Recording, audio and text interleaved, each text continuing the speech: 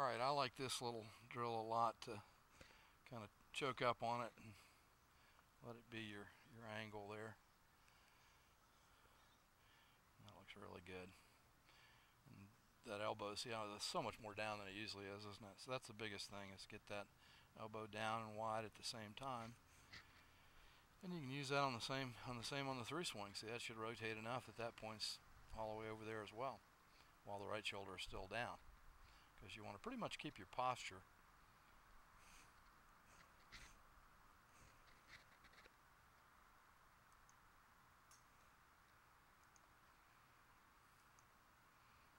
When you look at somebody that's got real simple angles like an Ernie Els, you can see how as he goes back, this basically his body's going to stay in this posture. Doesn't really change a whole lot. When he's halfway back, it's basically pointing down at the target line. And then when he's halfway through, it's basically pointing down at the target line as well. So it's pretty symmetrical there. And you see how he really didn't come out of his posture. So from the start to the backswing, and then the downswing, and then the through swing, you really hadn't changed it all that much. And at the very end, he's going to come out of his posture a little bit, but for the most part, though, you're trying to stay in that posture the whole time. So that little drill with the shortened shaft works really well, and this is just my all-time favorite to do this one. Get that relatively on the same plane, and then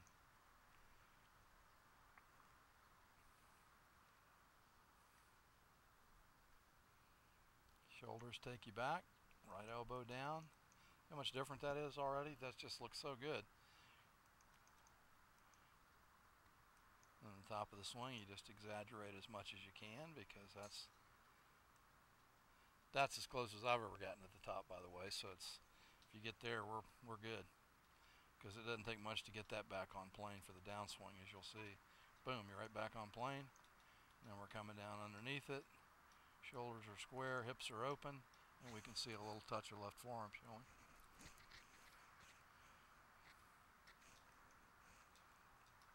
And then the front view of that same drill.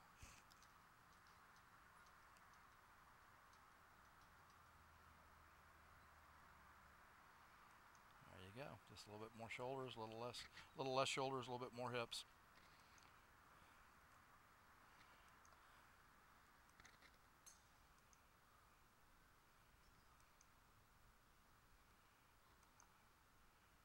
All right, where are we here?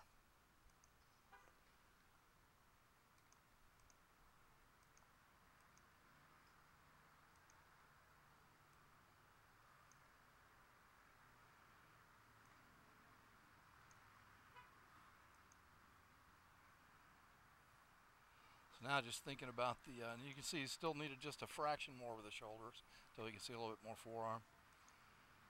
Pretty close.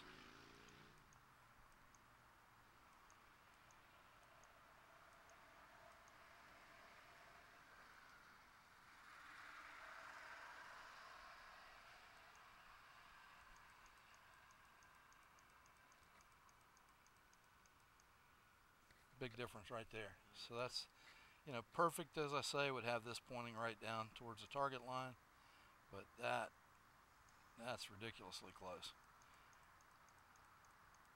And then that should still be pretty much on that same line, maybe a little higher.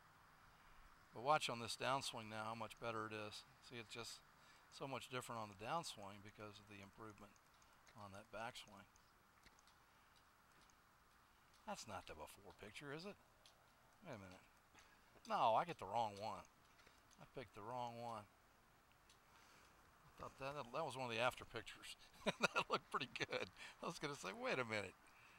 I can't live with that little bit of an improvement. There we go. That line fits in there.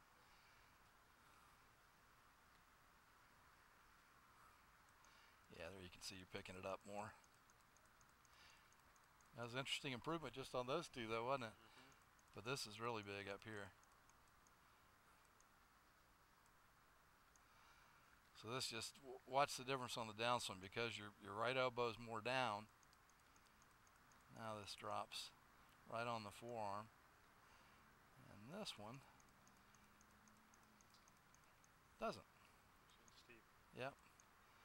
So it's amazing what, not a huge difference at the top, but it's big because it really has a big impact on the ability to move down.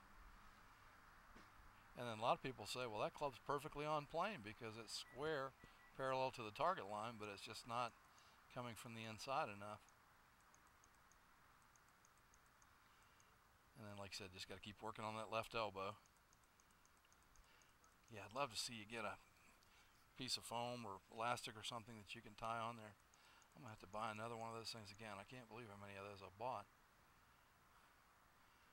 Then we got our front view.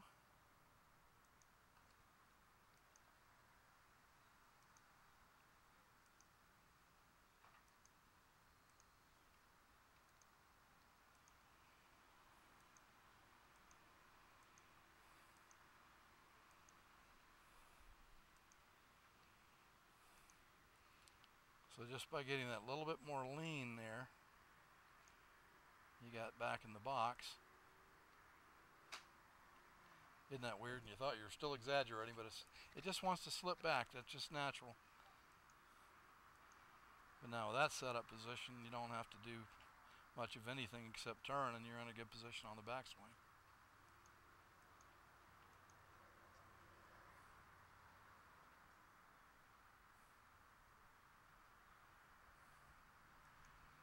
See how much different that is with just by virtue of the setup.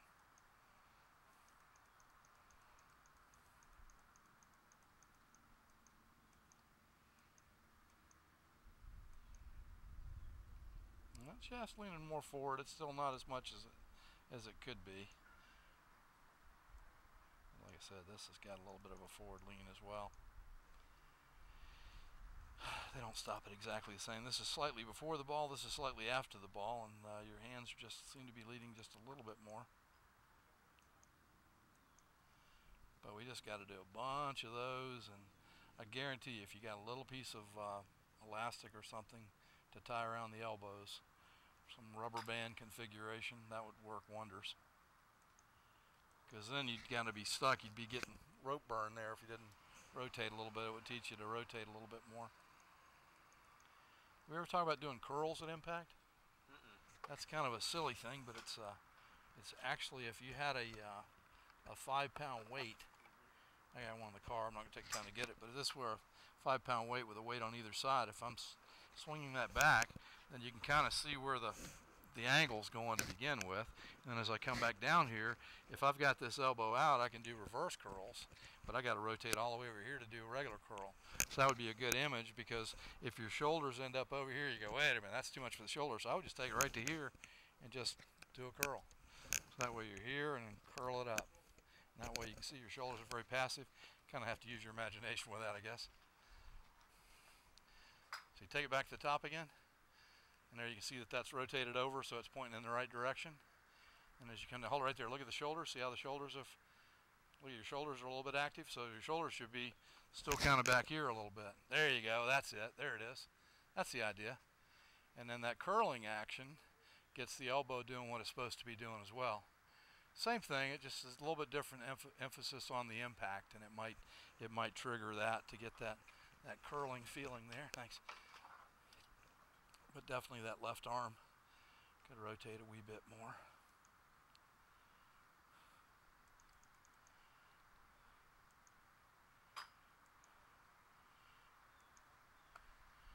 Now with the elbows together like that, other than the tension that produces, it definitely gets the arms to do what they're supposed to do.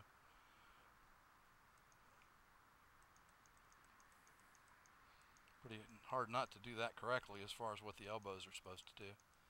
Makes the arms look pretty good through there, doesn't it?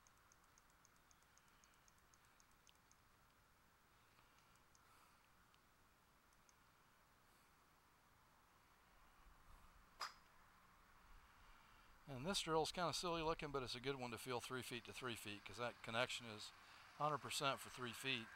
And then 3 feet through, the belt buckle just follows what the arms are doing. And that looks really good. You can see the elbows are working pretty well there. After 3 feet, kind of academic, because that's hard to keep that connected at that point. Then I was just imagining that you had somebody in the way here, or a bush, or a wall of broken glass, or whatever silly image you can come up with. But watch, this one is going to be a really good one. And you see how that belt buckle is really working up and responding with the swing. So the hips are working more than the shoulders. And the one just before that just looks a lot different. See how good the hands look? There's no flip in that when the belt buckle turns. The energy has to go somewhere. And if your shoulders do too much of the work, then the energy goes right down into your hands and you get a little bit of a flip. As soon as the belt buckle stops, something has to give, and so it's the hands. Although that's still better than usual. But as you come through your 3 feet, you just see it just looks totally different. See, the shoulders are more turned than the hips. You can see that, right? It's subtle, but it's there. And this just looks so much better when you're a couple feet through. That one would have nailed me.